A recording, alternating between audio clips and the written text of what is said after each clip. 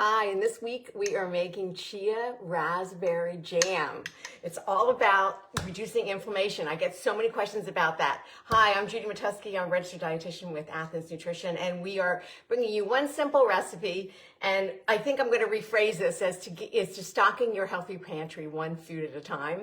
So today I'd love to just share the super simple, easy recipe for making chia seed raspberry jam. All right. So let's just start easy, easy, easy. You don't even need to use fresh fruit. You can if you want to, but I think frozen is just so much easier. It doesn't go bad, doesn't get fuzzy in the refrigerator because you forgot about it. So I always have bags of frozen fruit in my freezer. I'm using a medley of berries. This is blackberries, blueberries, and raspberries. I didn't have a bag of raspberries, so I made the raspberry jam with my raspberries, and I realized I didn't replace it. So we're just gonna do, and this is just to show you that you can sub any berry. So the idea here is to bring berries into your diet. So this is the one food that can help add to a very healthy eating pattern to lower inflammation, or at least to keep it in control if that's a concern. All right, whole bag goes in. This is 16 ounces. My raspberry bag was, I think, only 12 ounces, so 12 to 16 ounces of berries. There's no real, it doesn't have to be an exact measurement. That's going to go in. I'm just going to set the heat on. The idea here is you're just going to cook this for 5 minutes to 7 minutes. Actually, when I did it the other day, there we go. When I did it the other day, I just put it in a glass bowl and I put it in the microwave for like 4 or 5 minutes. I just kept stirring it in between. The idea is we're just trying to thicken this up a little bit to maybe get rid of a little bit of the juice. We need liquid in this because the chia seeds need that to absorb and to plump out and to make this more jammy. All right, so that goes in. Now, here's where this could be just 2 ingredients. If you want to just skip any sweetener, you can. You could just go with the natural sweetness of the berries. But we kind of know that berries are just naturally a little bit lower in sugar, in fructose. It's just, they just are. So, which is really nice because they're very high fiber. There's about 8 grams per cup, which is probably the highest of all fruits. So berries, like raspberries and blackberries, those seeds are on the outside. You can see the little black seeds. That's what boosts their fiber content so much. Blueberries are great, a little lower in fiber, but I feel like blueberries are getting all the attention when in fact, really raspberries and blackberries should be on the top of that list of berries that you really want to be adding regularly in addition to blueberries. But I think we kind of forget about them. So raspberries, blackberries, blueberries, just kind of keep them in your freezer, or like I had just a little medley of the 3 all together because you can use them in so many different ways. All right, so if you don't want to add sweetener, I'm going to, but it's up to you. You could just use the natural sweetness. You could just do the 2 tablespoons of chia seed. We'll talk a little bit about that, but we'll talk more about chia seeds in another video. But I use 2 tablespoons of chia seeds to the 12-ounce bag of raspberries. If you have 16, you might want to use maybe a half of a tablespoon more, which I'm going to add just because this is a little bit more berry. And that's it. So the chia seeds are going to help plump this out. When you combine these 2 foods, so you've got raspberries or berries in combination with the chia seeds, those are some of our 2 top shelf foods that we love to have in our pantry. But just to keep in mind that when it comes to reducing inflammation or to managing inflammation, inflammation is essential. I mean, if we did not have inflammation in our body, we would be in a rough situation. So we do need inflammation to be occurring. We just don't want it to be chronic and long term. So the idea here is to try to, lower that when we don't need the inflammation for other things that are happening within the body. And by adding and eating a really good, rich variety of foods, particularly plant-based, that's what can help. It's not one food. There is not one superfood. There is not one juice cleanse that's going to reduce your inflammation. It's all about balance, variety, and consistency.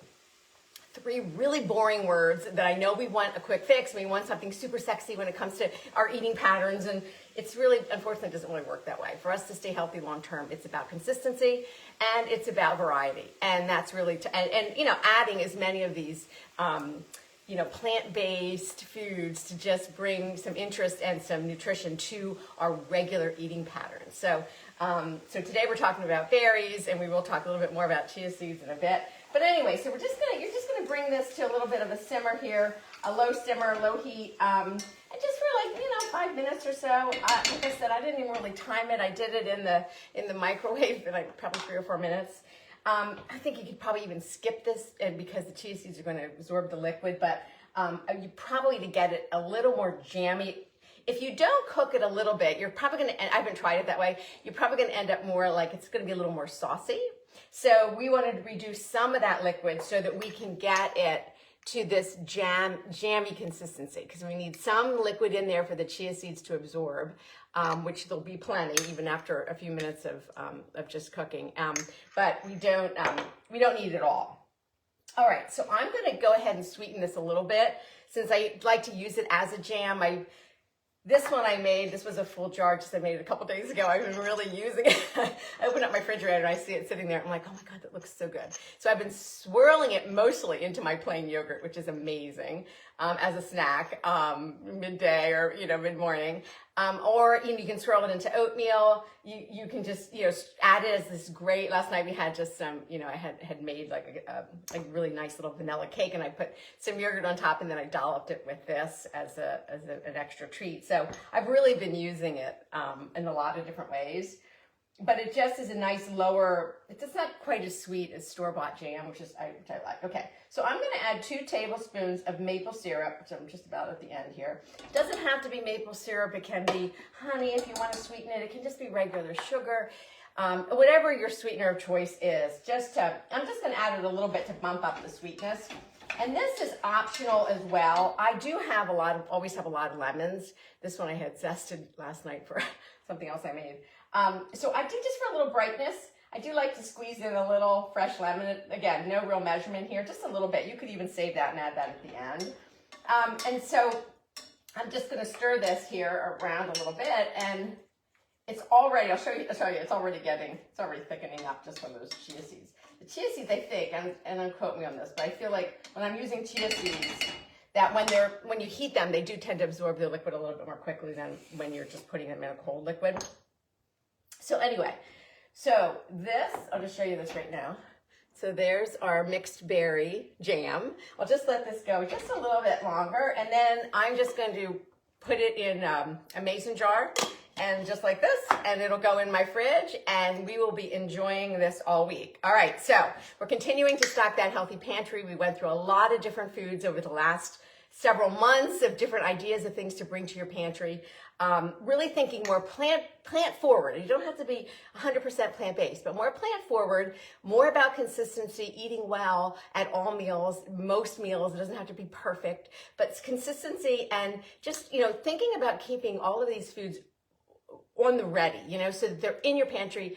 And I say pantry, I mean the whole kitchen, but it can be in your pantry, they can be in your freezer, in your fridge. So and make sure you have, if you have them in your fridge, when you open the fridge, you're seeing that. And that's, I had this front and center, so every time I opened it up, it just reminded me. I'm like, oh yeah, I'm going to use some of this. And again, it's just such a great little treat to add to all sorts of things, and so easy. And you're getting two top of our anti-inflammatory foods, which are berries really, and chia seeds, or nuts and seeds for that matter, because it's not about one specific food. All right, stay well till next week. Next week we're going to talk about dark chocolate, so that's going to be a fun one. See you soon.